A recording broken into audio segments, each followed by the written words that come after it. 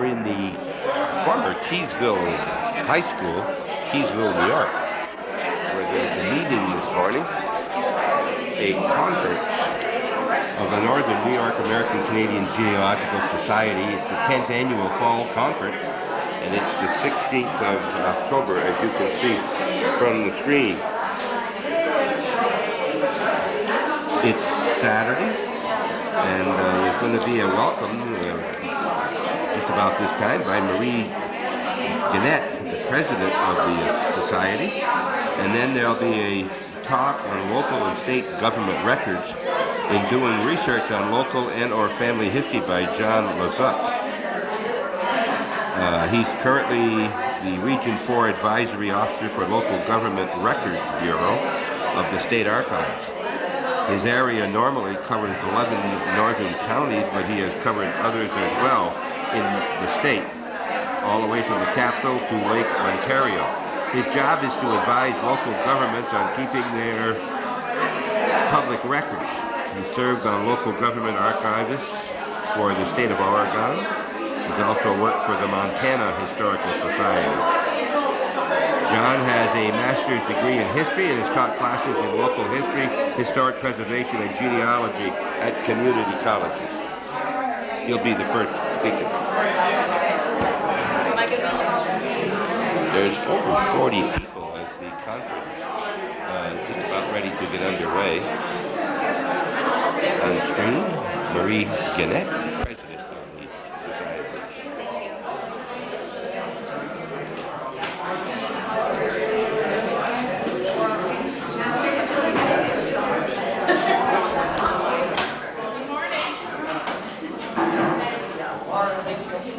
Welcome to our 10th anniversary celebration here in our conference. In 1982, Bill Markey had a dream and a desire to start a genealogy society here in the North Country. Where to start? He went to Addie Shields' office, and they and many other people formed our society, which we have now today around 500 members across the United States, Canada, Australia, and England. We have over $50,000 worth of books. We have purchased microfilm readers. We have the Loisel files, which we have. And then we were very graciously given by the college the microfilm reader, thanks to Joe Schwinier and the special collections. I'm not going to speak long this morning. I have a couple of things. We have some used books in the back. One St. John the Baptist for 20. St. Anne's Moore Sports for 10. Baptism Burials, Redford, Denimore, Russell's Point, Champlain for 15. Baptisms and Burials for Cooperville, 15. Clinton County Marriages, 15. Now, these are less than half price. So go back and see the gals in the back, and they'll be glad to sell them. We also, you are invited tonight. We go to the Royal Savage for dinner at 6:30. We'd love to have you all come. Is it 6 or 6:30? It's 6:30. And we are going to be in the lower dining room. And it's going to be pay as you... And it's going to be order from the menu, pay as you order, or bill. You get bill. And it's down, you go right down here, down Route 9, goes towards Plattsburgh. And it's just past Ausable Chasm, and it's on the left. You can get it.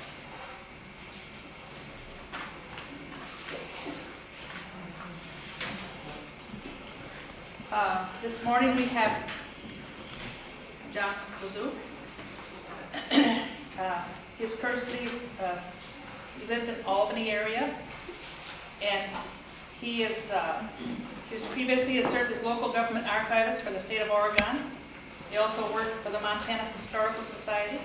He has a master's degree in history and has taught classes in local history, historical preservation, and genealogy at community college.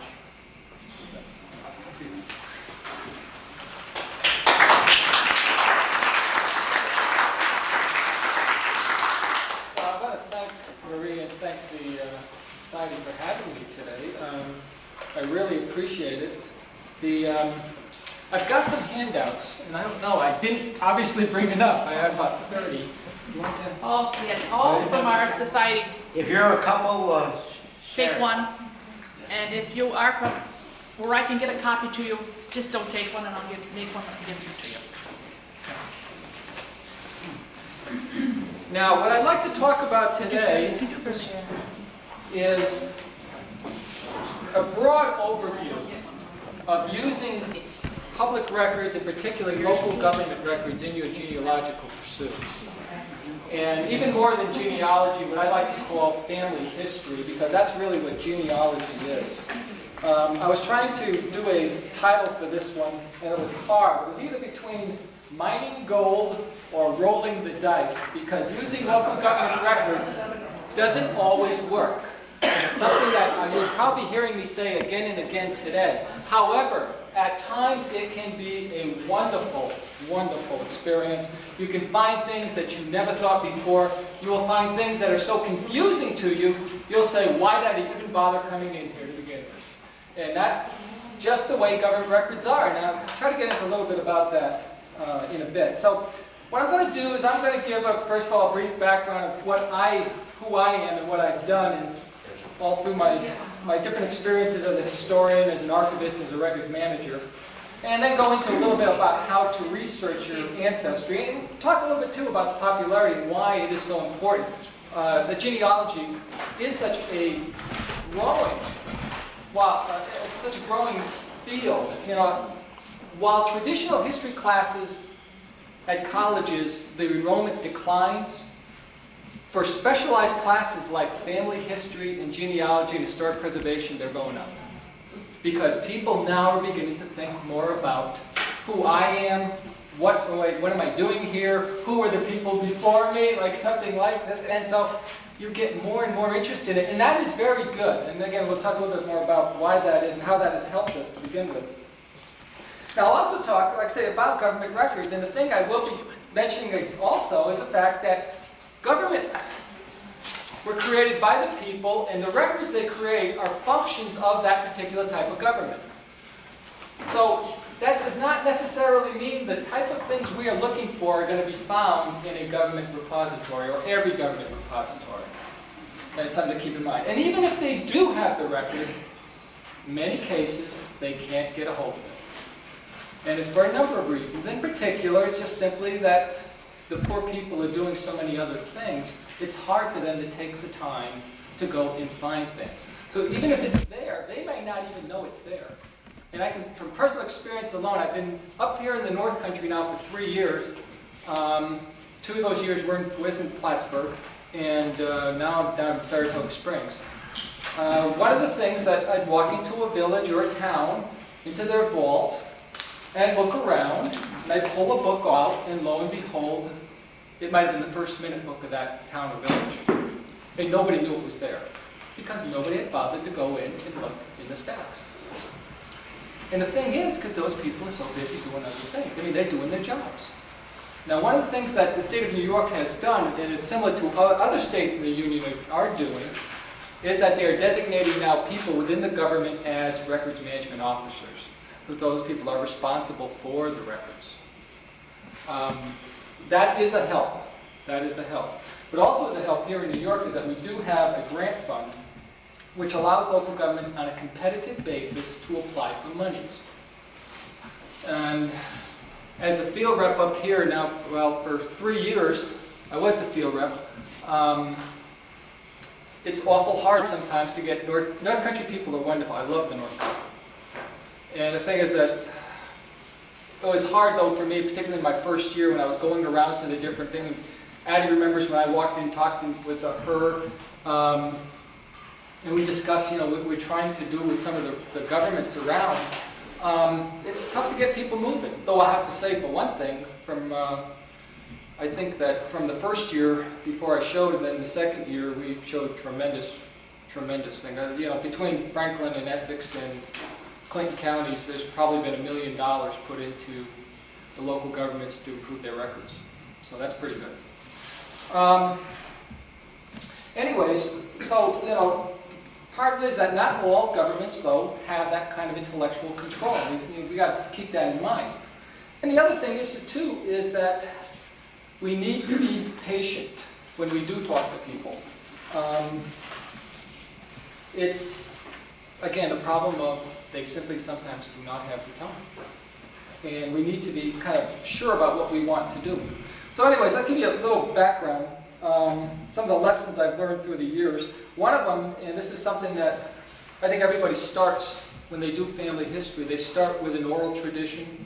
Somebody has said something that, my great uncle went over to, I was just talking about through Montana, that the thing is, that's a great starting point. But as I was talking, in fact, I was talking to a researcher when I was collecting some of the documents I put in that packet at Washington County, and he was amazed at the stuff we were putting out in front of him. And he says, well, this does not compute at all to what these people, what people have been telling me all my life. And could these people be the same people? And then they run into a dilemma. And that's the dilemma that everybody faces when they start with an oral tradition and then go forward. Because one of the things I'll mention later on, too, is that you start from a point and then you start planning on how you want to reach out to different areas. Because it could very well be that that story was not true. But it's still a good starting point. It's something to keep in mind. But as I grew older from doing my own family history, my ancestry is what's called Bielorussian. It's White Russian. It's the area between Poland and Russia, and depending on what war you're talking about, they were either Poles or they were Russians. And then, but the area itself is called Bielorussian. Now it is an independent republic too. So, talking to my grandfathers, and it was kind of hard to, because the language barrier was hard too, because they were immigrants coming over. You get glimpses of history, but most of it wasn't necessarily true, and you tried to go into the written sources to try to find out whether it is or not. And in particular, when I was young, I really got interested in the New England Indians. Funny thing, I was born in Norwich, which the second speaker is going to talk about Norwich. Well, that was my birthplace. Norwich, Connecticut? Yes. Son of a gun. You will stay for the talk. Yeah, I played it. In fact, I remember Norwich very well. I grew up in southeastern New England. Yep, there's a lot of Poles in Norwich. More than Poland. And so the thing is that, and one other great thing about that area is not only the beautiful architecture, and they do have some wonderful houses up on the hills in Norwich, but also it had a rich Native American tradition. And my thesis in college, even though I went to college in Montana, my thesis was based on southern New England Puritan Indian relations. So one of the things I learned right away about government records is that just because you think a record's going to be there, that doesn't necessarily mean the record was ever created to begin with. Because governments do the functions of the people. And in this early period, I'm talking about the 1640s and 1650s, the Connecticut river towns were more interested in survival than publishing these records out. And so records are very, very spotty. I had to usually go to diaries and letters and things like that rather than any kind of government material.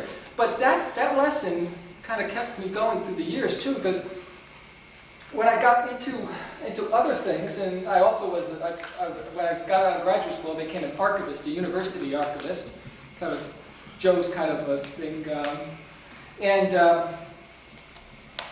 I ran into this kind of problem between when I was an historian, I wanted to keep everything, because I always thought, hey, I'm going to need this.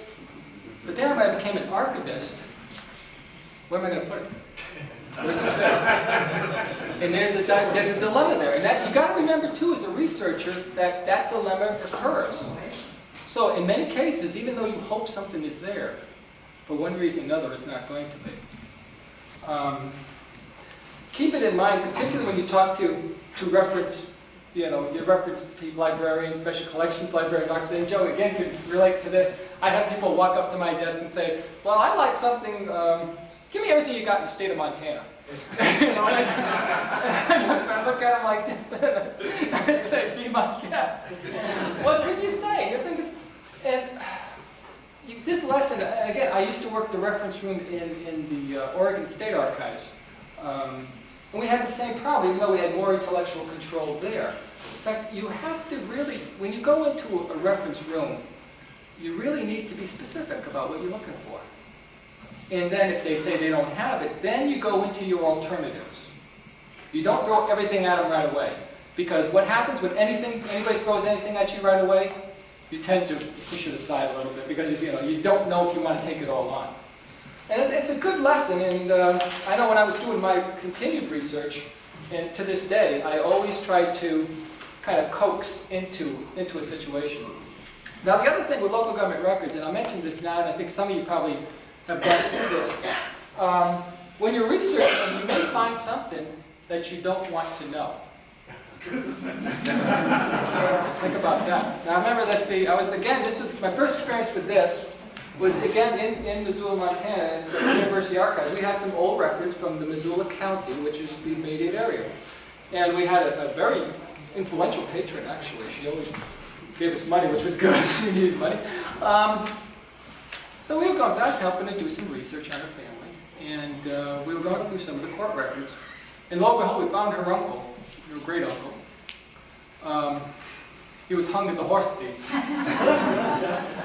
Now, she was very upset that she could go in and find that out. She was worried other people were going to find that out.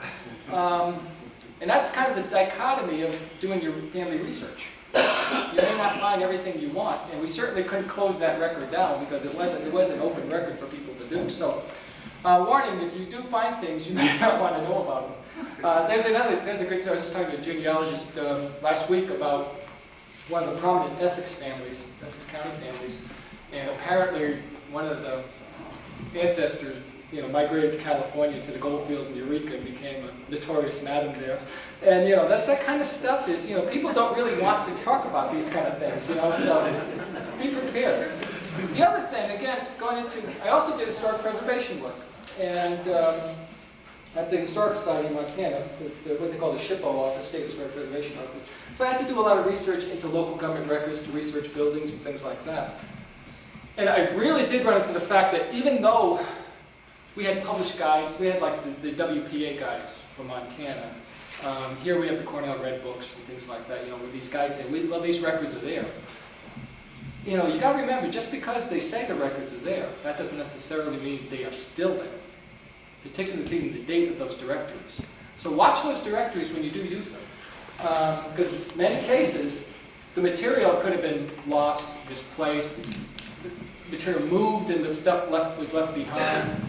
Somebody might have taken some initiative, some records management themselves. I had one story about one of my North Country towns, not in the Tri-County region here, in which the town supervisor in the 40s decided to, since the place was getting cluttered up, just put a bunch of the old records in a pickup truck and hold them down to the landfill. And I was talking to the town clerk and the historian and saying, geez, that's a shame. It would really have been good if we could have found out what he threw away because, it's important to know what records, what we have, what we don't. And about a month goes by and I got a call. He's called me up, John, can you come back up here? And I said, well, sure, I'll come back up. And got a surprise for you. They dug up the records. It was laid out right on the library table, smelling the high heaven. But, as I went through them and evaluated them, sure enough, there were records that should have been kept. And there were some important tax rolls, in fact, that, I don't think the county had because of the years. So, these things happen. So you got to kind of watch for that stuff. And like I say, too, going back to my research room experience, just because we also know a record's there, that doesn't necessarily mean we have a legal right to look at that record. I know this is kind of tough, but particularly with vital statistics, birth, death, and marriage. I have a lot of town clerks, and bless their hearts, they work like dogs, town clerks do, and deputy town clerks as well.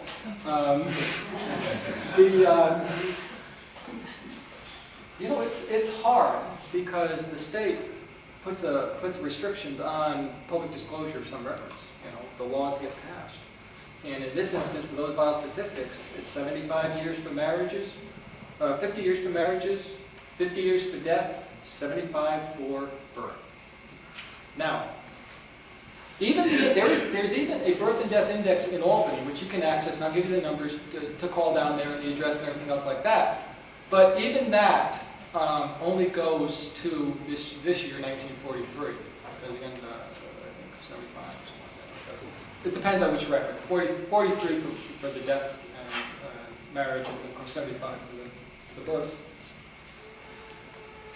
So it's, unless you can prove you're an immediate ancestor, an immediate relative, you know, it's very hard to access that information. And I know a lot of my clerks do it on the slide.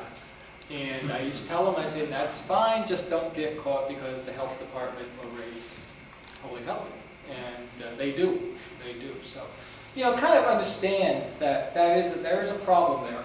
You can access the information, however, that is open. However, there is a fee. And you would have to pay the fee. But nevertheless, it's something that is there. And if you remember that 75-50 thing, I think it's going to help you out. Again, unless you say you can prove you're an immediate ancestor, or you can prove an immediate need for it. And I guess that's the way it's been explained to me by one of the lawyers at the Department of State. Genealogical research, according to that, is not, which is a shame. It really is a shame. Now they're afraid that people are going to take that information and assume that person's identity. That's usually the standard reason why you have a lucky. And some people have, by the way. Some people, and you know, in my old state of Oregon, births were knocked out for 100 years. You couldn't access a birth record. It's terrible. I was always writing memos trying to get those opened. No jobs. Also, too. Again, I've had a lot of experience with local government records. And in Oregon, I ran the whole program, the whole state.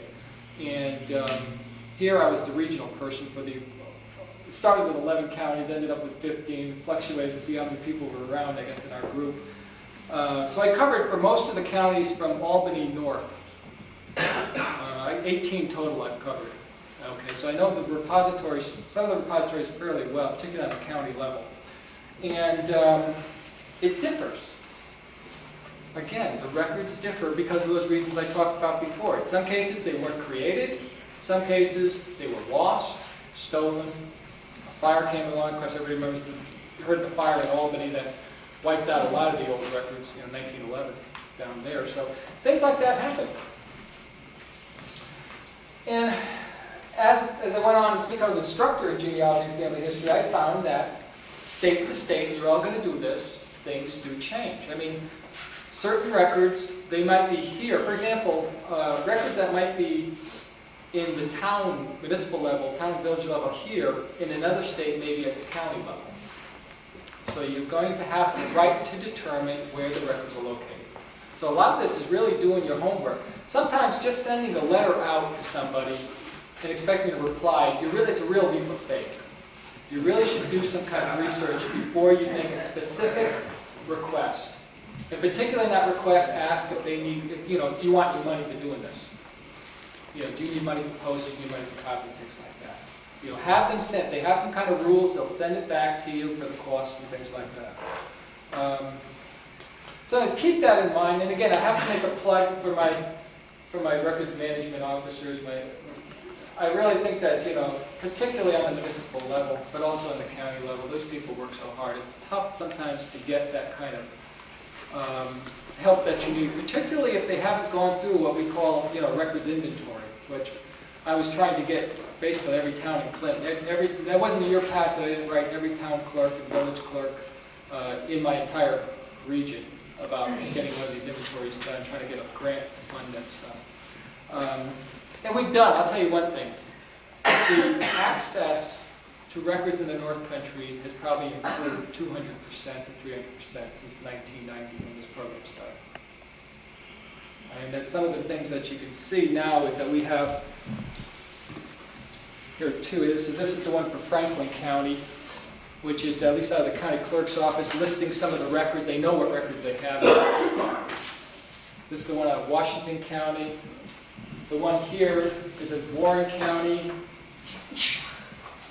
Essex County has done great guns, and I don't have their pamphlet, but I believe they did put out one. And we're heading up even to even greater things, and even though I'm not with the program, still, I know these people personally. I'll be pushing them as a private citizen to keep pressure on to get these programs developed. Because, particularly if you went to Essex County, for example, what they call their archives in 1989, and you look at it today, I'll even get back, even 1991, you look at it today, it's almost like it's night and day. And hopefully we can do that kind of thing. We have been doing that kind of thing all through the North Country, and hopefully we'll continue to do that. But anyways, as far as questions go, by the way, if you want to ask a question, particularly on a particular, say, a repository or something, why don't we put that off to the end? If it's something on a general thing, you hear me say something, and my accent is very strange. I got a New England accent, Western accent, and North Country accent, all rolled up into one. So my words come out very, sometimes I don't understand what I'm saying. So. Anyway, one of the things I do like to say about, and we talk about family history, and I think that most genealogists, and this is something that they kind of sometimes do these kind of requests, but they don't necessarily have the conviction behind it. Saying, well, maybe we can write to these people and stuff like that. You have a right as a genealogist to get this material, not only as the general public, but also as a family historian. And that's what you all are, as family historians. I mean, the thing that, in the past, I run into this all the time with my more intellectual type friends, particularly in universities. So, well, I say those genealogists, they kind of, want a few things. What do they want that? And the thing is that this is as much history as anything that is written in any of the libraries we have, because, in fact, this is more important, this is more pertinent history, because this is history of yourself, your everyday things. I always like to give this one about Henry Ford. Henry Ford said, history is more or less bunk. We want to live in the present, and the only history that is worth a tinker's damn is the history we make today. Now, of course, Henry Ford was a notorious family history guy. He collected everything. You ever gone through his museums in Michigan? And one of the things that's, if you go through the entrance of his museum, right above it says, the farther you look back, the farther you can see ahead. So we got, and Henry's not a schizo here. He's not saying that, hey, history's bunk, but this is good. Well, the thing is that what he's saying is that personal history's good. Personal history has a bearing on what we do in life. In the traditional history, again, I'd go back to what I said before, that's why the classes, and I've seen it when I worked at community colleges in Oregon, while traditional enrollment goes down, specialized classes like my own were always filled. Because people want to know more about personal history, everyday types of things. This has been a new phenomenon. This is another reason why local governments aren't really prepared to meet your needs at this time. And I'll explain. This rise in personal history took place in the 60s and the 70s. And a lot of people say, well, it's because of World War II, because of the atom bomb, it was because of Vietnam and all this stuff. Well, part of it may be, but most of it was that now people have leisure time to do things. And people get interested, they get hobbies. And genealogy is not only more than a hobby, for some people it's a passion, they want to do more and more. And that's why there's more demand for going out and getting this kind of knowledge. The problem is the local governments, and a lot of archives for that matter, weren't expecting this. Yeah. 7 years ago, I was speaking to the president of the New York State Town Clerk Association at a banquet, and towards the end of the banquet, the topic came up of accessing vital records in all of the towns and villages of New York State by utilizing Social Security numbers, and then extending it nationwide. I think we all have had 10 Mary Smiths on a family and 7 John Does. Is there some reason because of privacy or some other reason why that would not be valid? To computerize vital statistics through Social Security, starting with people as they get born now, as they marry now, and as they die now. You can't go back. Well, I'll tell you one thing, that there is a, while I think that some people would agree with what you're saying, some other people would be saying, this speaks of Big Brother tracing me through. I remember one instance that maybe this illustrates a point better, is that we had a gun registration law in Oregon that was very strict, and we had to keep the records permanently. And when the lobby found out how strict it was, they had it repealed, had the retention period by law set by the legislature for 5 years for the registrations, and they told that the police departments, if they kept them longer than 5 years, that you could be fined with a Class A. So, I talked to a lot of police chiefs when this was happening, and they were saying, hell, John, I'm not going to destroy those records. And I'm saying, yeah, put them to the side and don't let anyone know you have them. So people get kind of nervous when you collect personal information. That's probably one reason why that kind of national database hasn't come to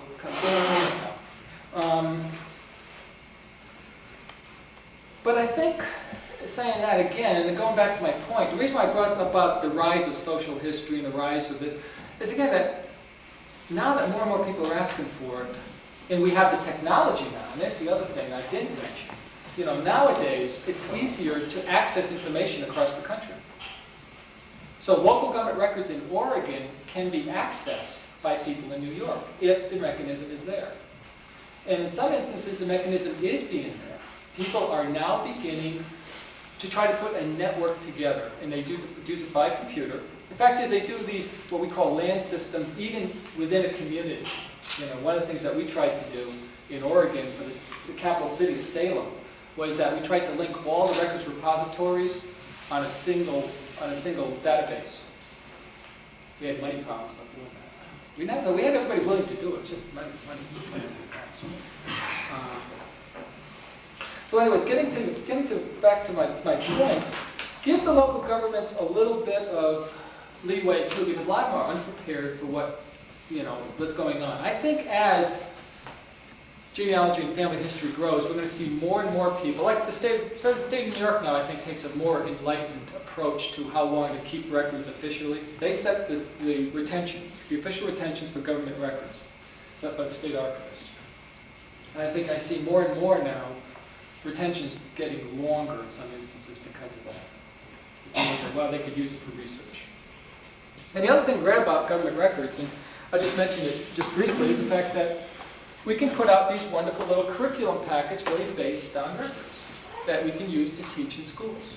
Now this is one that Albany put out, Albany County. This is one that I put out for the state of Oregon. This one's actually used in high schools in the state of Oregon. Basically just copies, kind of what I did for you today, just get copies of records. And in some instances, because these were so old, they also put transcriptions on the back, and they also had time too, for that matter. So records now, people are getting more and more aware that you can use records for a variety of different things. And we should keep that in mind as well. The other thing I want to make another point of too is the fact that with records, local government records, because of the system, it's different than, say, going into Joe's place at Plattsburgh State. Okay? Now, Joe's got what is known as a manuscript records collection. Okay? It's the diaries, the letters, the photographs, the magazines, the written literature, things like that. Things that we traditionally would use in genealogical research, along with city registers, artifacts, telephone directories, whatever. In a public records repository, those types of materials are not necessarily there, because records are created to reflect a function of government. That the government decided they wanted to do this. To do it, they had to create a record in order to get it done. Okay? And because of that, and because also the vast amount of it, and because they don't have time to go to the item level as some of the manuscript libraries do, of course not everybody has chance to go to the item level either. it's more or less they kind of got an idea of what's there, but they're not really sure. Even after an inventory. I know a lot of people who, what they like to do is go through some of the old records that they found and do like a name index. And in some instances, some people have been able to do that, but again, it's a matter of time. And it depends on repository to repository. So again, remember, public records are expressions of our collective governing of ourselves, the laws and regulations we pass. So it does not necessarily mean it's going to hold the information we want it to have. But it does, but many of them do have information that is going to be very useful to us in our research. So, what to do before you go in? It's kind of, one thing to remember is to be calm and be patient, and to realize that the record may not be there, or that the record may no longer exist, or that the government may not be able to get to the record. And again, that's why those regional archives they tried to set up, particularly on the county level, I think were so valuable, and are valuable. And I hope people are, I believe people are going to continue to do that. And remember that, you know, before you go in, you know, and I think this is good for any genealogical research. I know I did it. I sit down and I write a plan of what I want to do. People used to actually pay me to be a researcher, okay? So what I would do is collect all the information that that person had at that time. And then I would start thinking about variations. The person was supposed, okay, the person was, we believe the person was born town of Blackbrook. Okay. Blackbrook is kind of a rural township in Clinton County. Is it possible that they also could have, that person could have been born maybe in a, there was no hospital there, so obviously could have probably been born in Plattsburgh, you know, at the hospital, even though they lived there. We got to figure out what year the person was born. Now, after 1881, and I was going to mention this before I mention it now, 1881 is when they started to do vital statistics in New York, for the most part. But that doesn't necessarily mean they did it in Blackbrook, or they did it in Plattsburgh, or they did it in any other rural area, whether it's in Canada or whether it's in the United States. We've got to take those kind of things into consideration. I had, again, getting back to that researcher I was talking to in Washington County, he was convinced that, you know, that, well, this doesn't make sense because I heard the person should be in this township. Why would they be, or actually I think it was supposed to be in Massachusetts, and they ended up being in New York. I said, well, why did that happen?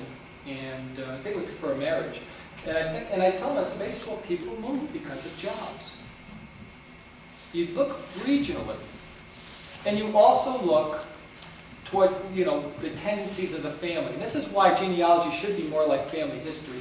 It's great if we can fill in these little lines, but what's more important is understanding what life would be like for that person at that time. That's what kind of makes genealogy kind of exciting. It also gives us leads. Now, for example, I've got one of the documents in there was of a French-Canadian, born in Lower Canada, which meant probably Quebec or lower part of Ontario. A lot of these people, of course, joined at that time, which was the 1700s, early 1800s, were members. They'd work in the woods for a while, and then they'd go west to work for the fur companies.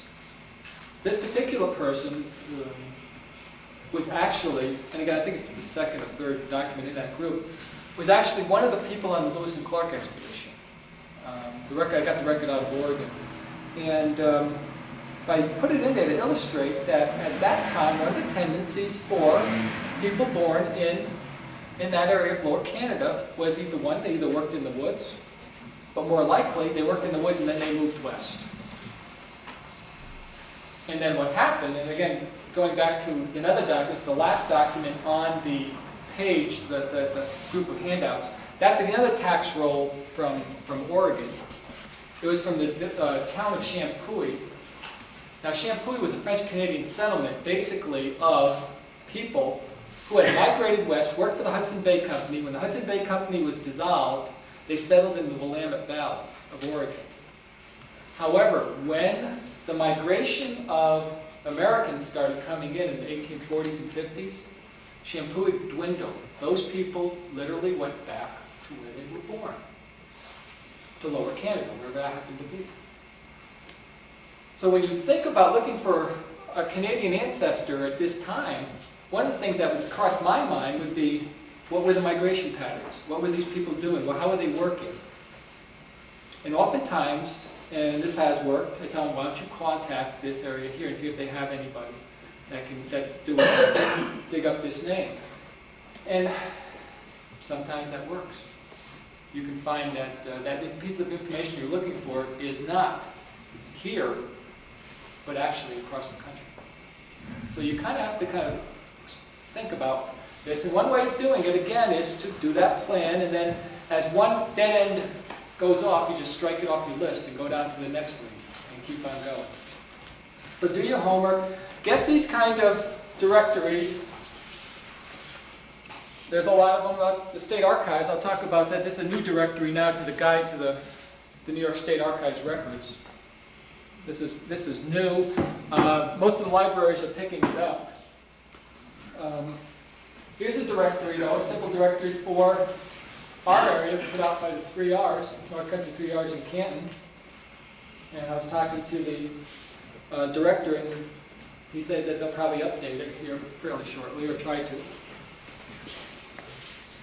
And you can, again, write away to these people and ask, what do they have? One of the things, again, I always say, if you're going to be looking for research or something, contact the people and ask them first what they have, just to see. Do your homework. Do your homework, exactly. And I think it makes it a lot easier for you, and it saves you a lot of money, actually, in the long run, because you don't have letters that just get dead-ended.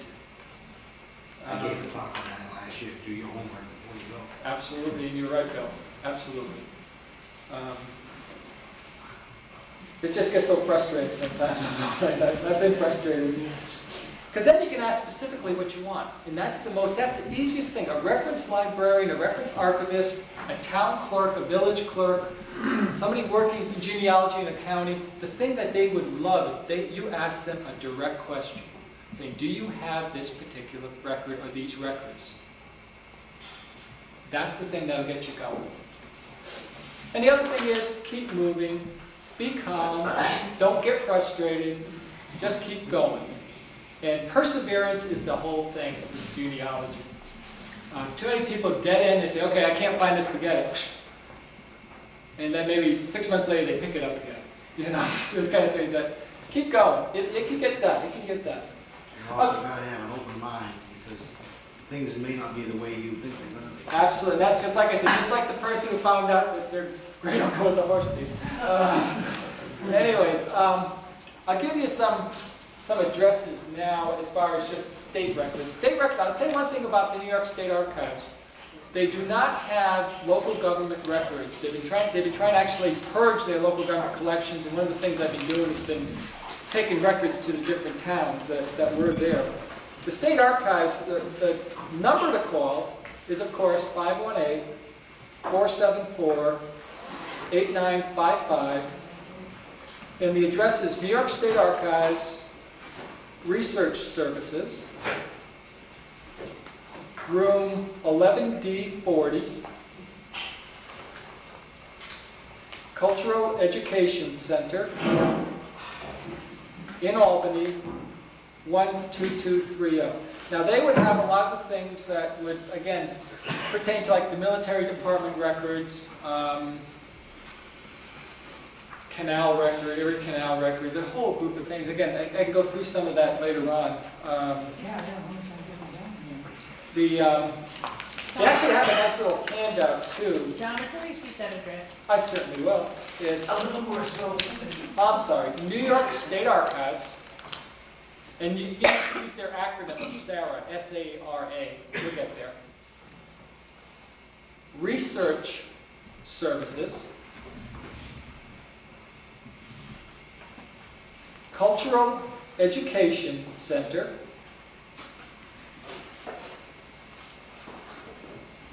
room 11D40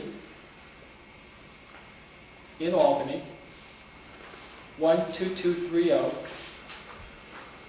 And of course, phone number is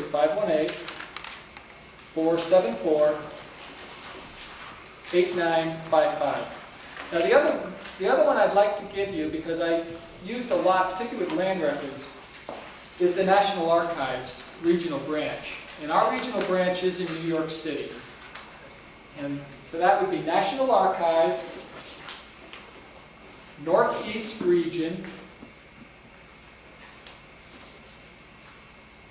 201 Barrick, that's B-A-R-I-C-K, Street, New York, New York, 10014-4811. I do apologize, I don't have their number. They just kind of moved. The fact is, I was there when they opened up their the new branch officially. I think it was about a year ago. John, Nice facility. the street, is it a B boy or a B? It's a B, excuse me, it's a B as in Victor. Okay, well, Would you spell it again? Sure, it's B-A-R, oh, B. yeah, B in Victor, I'm sorry. Well, I just couldn't tell. I couldn't write down either. I tell you, it's that strange accent. B-A-R-K? Yeah, B-A-R-I-C-K. K. Is that something that the print on? Actually, you can have this. This is what it is. And that's one that it's easy to hand out to the gene pool. Okay, now, as far as local governments go, the best thing to do would be to contact the records management officer of the government. Now that we have this law saying they have to have a records management officer, I think that's a proper place to be bringing in some of these requests that we have. And if they don't deal with the records themselves, they can then forward it on to people who do. It wouldn't also hurt, though, to hit, if it's a county, the county clerk's office. If it's a town or village or city, the city, town, and village clerk's office as well. But most, for the cities, the municipalities, the records management officer is the clerk. That's by law. So. And as far as the different types of records we have, there's a whole group of records called official recordings. And on the municipal level, these are those vital statistics I talked about before. The birth, the death, and the marriage. And again, the key to that is the fact that those records began officially, supposedly in 1881. Again, remember, it's a regional thing. Just because there was a law there, that doesn't necessarily mean people follow the law. Okay?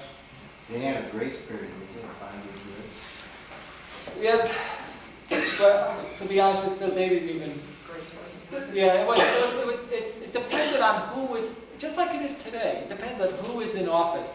There's a story that one of the villages I have, I don't mean to digress, we had an inventory done. Again, the inventory means we go through their records to determine what records they have. One of the things we found out when we did the inventory, that their tax collector hadn't collected any taxes for 2 years. Great place to live! So just because you're supposed to be collecting, just because that someone's supposed to be doing something, that doesn't necessarily mean they did it.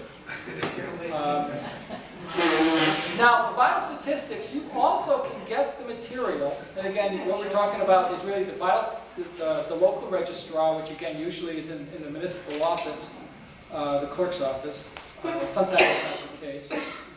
You also can find the material at the state health department. Problem with the state health department is you send in your request and you may or may not get it back, depending. 2 years. 2 years. Yeah, I would say 2 years on an average is good. I talked to actually the head of that unit that does this type of stuff, and he was adamant that, oh no, we're really improving and stuff like that. But it's not a big thing with them, to be honest with you. And again, the other thing to remember, the state archives does have the birth and death indexes. You won't get a certificate, but you'll get at least the index information. Give them the name, the date, location, certificate number. And on that material, birth or death certificate number, or marriage certificate number. It would not include New York City. All the material for New York City is kept at the city registrar's office in New York City. Yeah. They're not even under the local government records program. They chose not to be in it. They're trying now they're trying to get back in it. Also to remember too, if you have an ancestor in Albany, Buffalo, or Yonkers, that material is only at the state level until 1914 on that index. So then you have to contact those municipalities directly. And remember, these records are often incomplete, sometimes inaccurate, and particularly, this is the thing we find with all the old records, don't suppose the clerk wrote the name correctly. A lot of times people particularly will spell things phonetically. That's what all of us do. So that, and particularly with the French names, by Anglo authors or Anglo clerks, you really have a problem. The other thing is watch the writing. Again, we all know about the different writings for the different periods. And you know, that thing that looks like an F is actually a double S, you know, things like that. Watch for that type of thing. Drives you crazy. What was that name yesterday? And again, it happens, but they kill German names too, by the way. They just murder German names. We had one yesterday, Jean Dro or Jean Dorf. Could that be the same? John, G-E. It was G-E-N-D-R-E-A-U, and then it was A-N-D-O-R-F. Same person. again, it could very well be. And that's the kind of thing what I was Trying to talking convince before. him, Marie. This is again going back to that researcher at Washington County. He was facing the same thing. Well, it's not exactly spelled correctly. And I said, yes, I know, but think of it phonetically in your mind.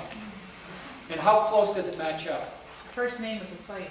We had another one yesterday, his grandmother's name was Sweeney, and we found out it was Swingy.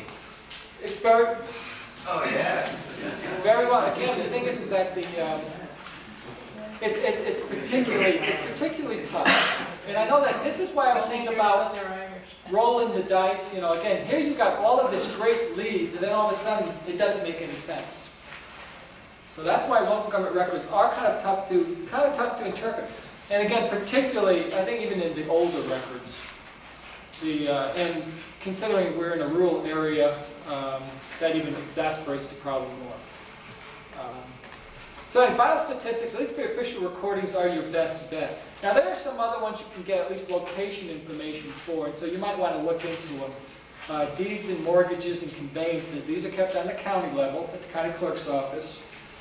Some of these can be valuable at least in putting people in a particular area.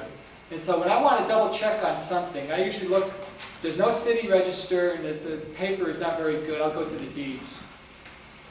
In many cases, I'll go to the deeds directly, just to see if there is somebody there. Of course, the deeds do have indexes. Okay, so do the mortgages, so do the conveyances. One that's not usually used, and sometimes I found to be valuable, is oaths of offices. And it again depends on what government we're talking about. Not all the governments kept them. They were supposed to, but they didn't. And that could be on the county and on the municipal levels. Some of the other miscellaneous records, particularly, what happened was laws were passed in which they had to register a certain thing. So there's books like stallion records, timber brand records, farm name records, records that are still being created like assumed business names, which again were kept on the county level and then they went to the state. Okay, the thing is that some of these materials can be used. The problem is some of them are not indexed. I'll tell you that now. So there's kind of a problem to use them. However, I know that if you just want to get a good glimpse of what history is like, family history is like, in particular, where your ancestor was living, these kind of books are real nice because I found some great ones for timber brands and farm names out west, and those volumes are here too in New York. Now, one that's very good, I think, is military discharges. Now, again, what happened was a law was passed that allowed a veteran to come in and officially record their discharge for nothing. It was a free service. Now, during that time, they usually gave a little bit of information, about, well, the date of birth, where they enlisted, the name, sometimes about the military record itself. So this is a good source, particularly for date of birth. I'll even look through them. If I'm really stuck on a date of birth, I'll go see if I can find a military record, see if I got lucky. Because again, not everybody did it. But I mean, there is a possibility that could have been there. The other one, particularly for the old records, we're talking 17, 1800s, is what was known as miscellaneous records. These are bound volumes in which basically you could record anything in it. Most of it was in corporations. There were some licenses. But there's also things, believe it or not, like an adoption I found a birth. I found marriage agreement, prenuptial agreement, which I thought, was a modern thing, but no, they were doing it back in the 1830s too. So, these are some of what they call official recordings that you might want to use. There are others. I think I'll go through the ones that I don't have the documents in the packet for first. Military records. Now, military records are spotty, to be honest with you. We have the material at the state, but even that's not as good as some of the stuff you can find locally, if you can find it. Now, there are two in particular you should look for. One is a militia roll, which usually gave the name of the person, the age, the person's occupation, and of course any remarks, like the person had a limp or bad hearing or whatever it was when they came in. And I noticed too, and again this depends on place to place, some of the towns had what we call military enrollments. And these were usually done after a war, and the ones I usually see is Civil War, so during 1865. Those would have the name of the person, the date of birth, which again, that's one thing I always look for, where they enlisted, and some military history, also maybe some pension history, because that's why I think that volume was created for, was basically to help with the pensions. Now, there are some things, just plain old pension records, and again, depending on where you are, you might find some for the Revolutionary War, the War of 1812, the Civil War, World War I, World War II, Korea, all the way up to the Gulf War.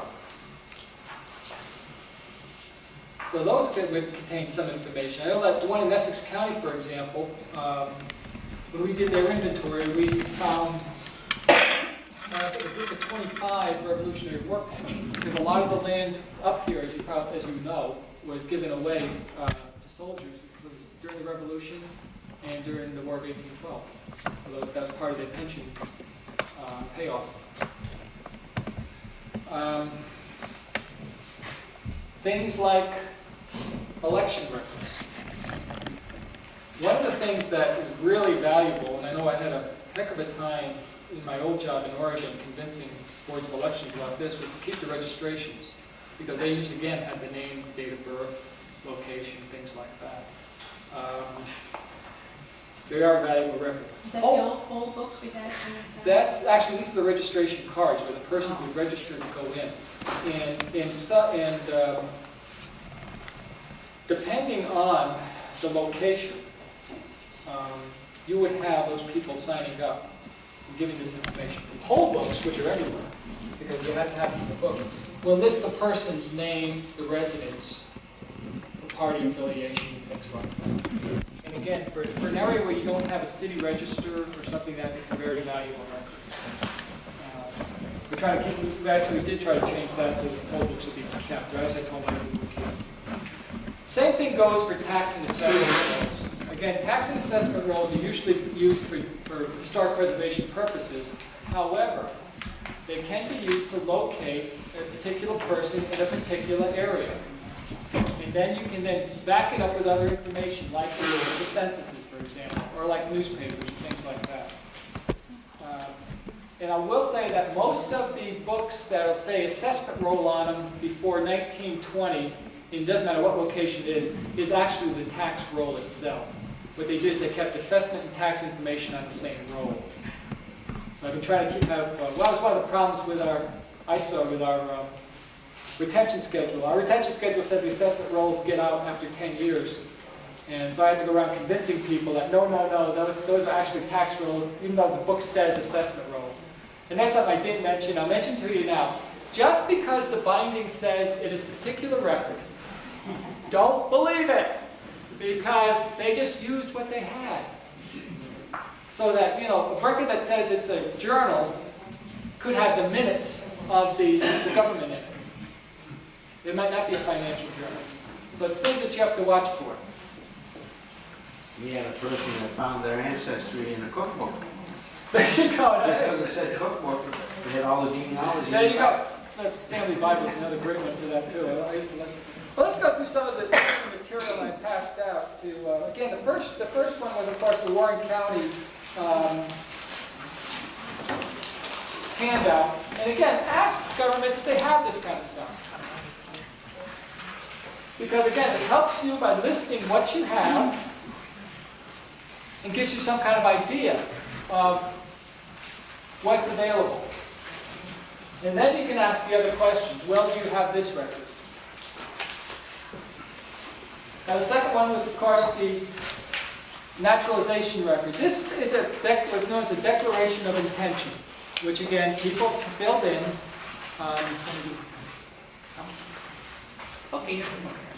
Anyways, the people filled in to declare they want to become a United States citizen. Now again, particularly for French ancestry, this is a particularly important record because it establishes location of where the person was when they wanted to declare citizenship. And usually they give the date of birth. Now in this case, this is kind of interesting because when this guy died, he died when he was 96 years old. And there was a real controversy about actually how old he really was because he listed in his declaration that he was born in 1760, but he used to go around telling people in the town that he was actually born in 1754. Who actually knows what it was? But at this time, since he seemed to be of sound mind and body at this time, we suppose that it was 1760. And there are other actualization records, obviously, and I think many of you probably have seen these, so I'm not going to dwell very much on these. And again, these were, for the most part, filed at the local courts. And because they're filed at the local courts, these kind of migrated over to the county clerk's offices now. Second record is a school census record. Now, school records are not usually thought of when we talk about genealogy. And to be honest with you, there's good reason. Most school districts don't have a good grasp on their record. Again, this record came out of Shenandoah School District, which actually it's a new school district. It was created in the 50s. It's the largest one in the North Country. It's in Saratoga. 9,000 kids. But what had happened during consolidation, it took in a lot of the smaller school districts around it. And these types of school censuses occurred in a lot of school districts about this period. And one thing good about the school census is it does give the names and the dates of birth of the children. So again, it's a way to check back to see if a person, your dates are right. And again, it establishes location, the members of the family and things like that. In essence, it kind of is a check on other census material. And also at school districts, you'll find things like attendance registers, which can be valuable, registration cards, which can be valuable. They list the parents' names when the child is enrolled and things like that. Again, though, be warned, particularly with the smaller rural school districts, during consolidation into the system we have now, a lot of these records simply just went south. Nobody knows what happened to them. But it is possible if you contact the area school district and they've been through our program, they might be able to help you. That's one of the things we try. I tried very hard to get the school districts into our program. Of course, fairly successful up here. Some of them more than others. Saranac, for example, has a real good program. Saranac School District. Now, the third record we have is something with, this is what is known as the Excise Commissioner's Journal. It's a county record. And again, it was basically, if you want to use it to establish locations. Basically, it was for taverns, licenses, entrepreneurial things. It would list the person's name and give its location. The next one is actually out of probably the one I used to always go to as probably either the first or second ones. That was the court records, the circuit court here in New York. It's, this one here is actually, most people think of circuit court, they think of wills. They call and say, well, we want the will. So do you have the will of this person? What you should be asking for is, do you have the probate record for this person? Do you have the whole, you want the whole thing, you just don't want the will. Now, unfortunately, in this state anyways, these records are kept in separate types, because they're separate documents, they're usually kept in separate record series. So that may not be all together, you may have to do some pulling. For example, I took this next one, and the only reason why I took it is that it's hard to, the man's name was Wanton Bump. And Wanton Bump, he was wanton all right, he was a bootlegger, he was the seller in Washington County. And really, it was I had to get going through his file, I was laughing because he even bought excess brandy so he could fortify the stuff he was making. But he left he had left a big family. And the thing is that these documents in this file list all family members and where they're located. So these kind of records, that might not necessarily, where they're located, may not necessarily be in the will. So this is kind of a good check. And it also gives a lot more information about the background of these people. And so, the next one is another county record. It's the commitment record, it's the jail records. And again, not everybody has these. But you find a lot of things about people. If you think that you heard that, well, this person was a bad egg or something like that, then try these.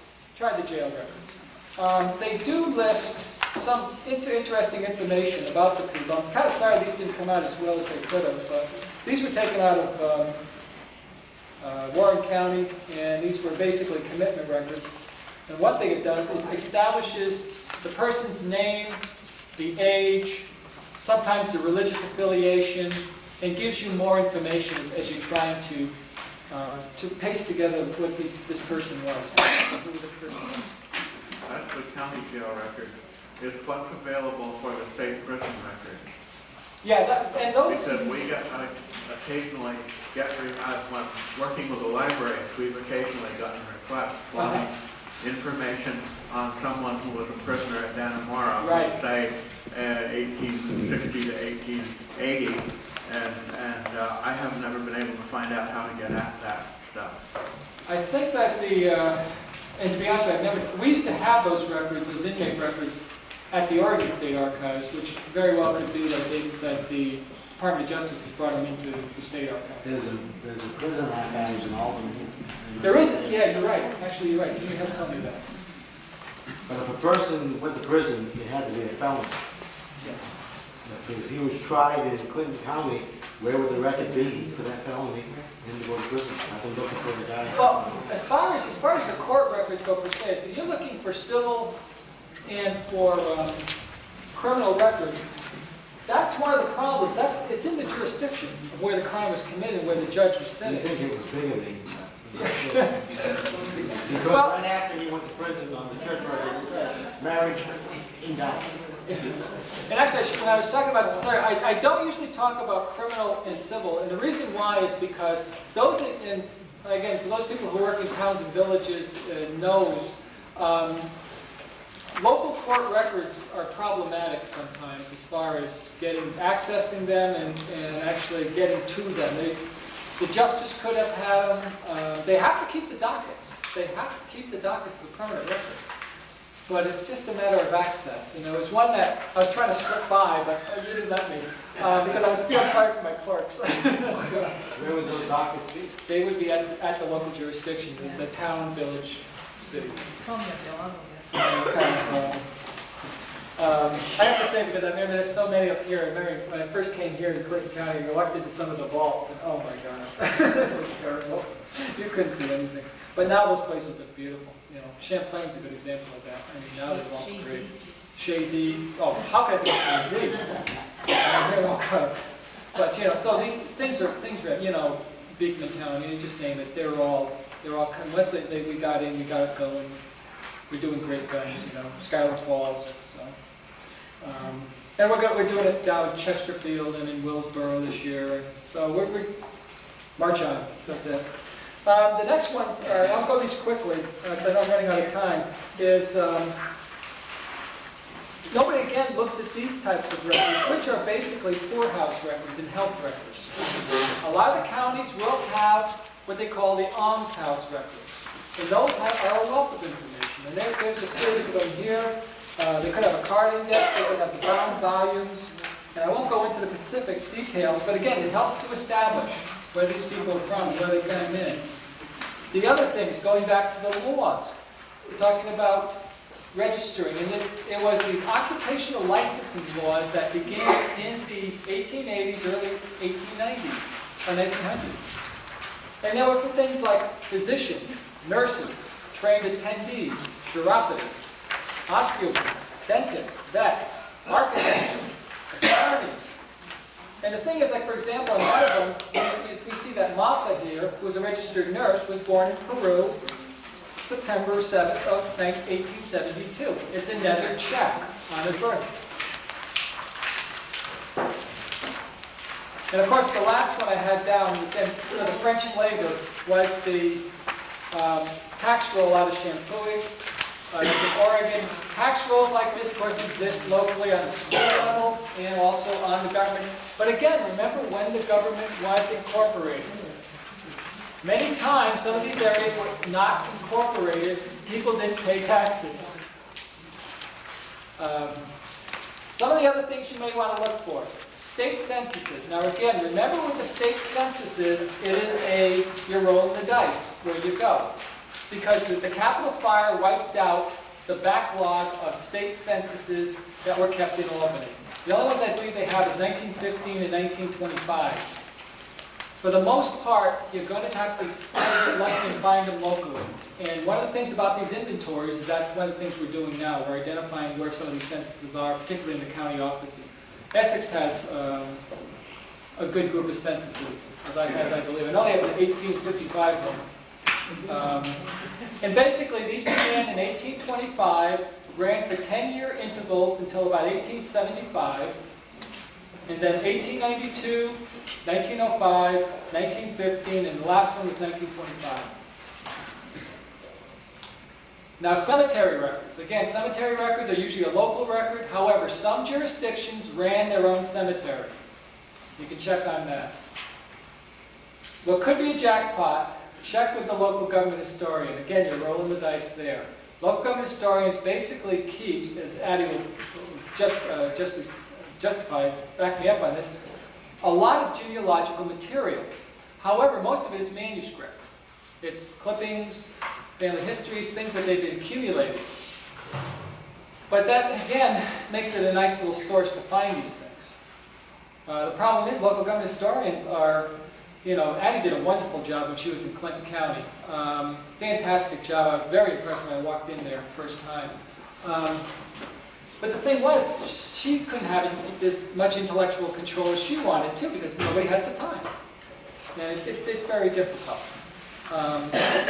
So when you talk to your local government historian, again, depending on who he or she is, you know, again, try to give them a little bit of patience there. You know, they used to be the official records management officer, now they're not. Anyways, I know I'm running out of time, so I'm sorry about that. But if you, I want to just make one other thing. I think I gave you the ideas for the guide for the state archives. This is a new book. It was just published. Your library should be getting, if not, have them get it.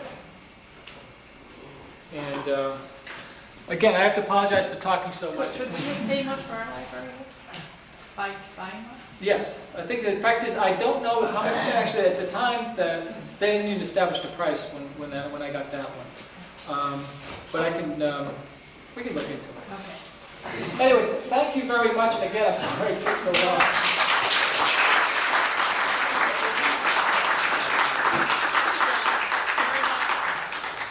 Anybody have any questions? I hurried, Gordon. I'd just like to know how to get hold of the pamphlets for Franklin. Oh, yes. That you made. Okay. Contact the Records Management Officer, and that's what I would do. I would write Records Management Officer, Franklin County, and this says, I know who the Records Management Officer is, Wanda Murtaugh, County Clerk. So, but if you're talking about another jurisdiction, that's what I would do. And do that the address of the local government, and you can get that from the library. So I'll have that. And if you do have questions, if you do run into them, I didn't have a chance to really go into the North Country repositories, you're free to call on me. My number at my home is 587-2404. Or you could be sorry. And just say John. And believe me, I get calls all the time. I get more calls now that I don't work for the State Archives than when I did work for them. So be more than happy to help you. If you'd like to get up and just walk around for a couple minutes, then we'll have it. It's okay. Stretch your bones. This is the Acadian Descendants, volume number 6. And she has donated this book for us to give.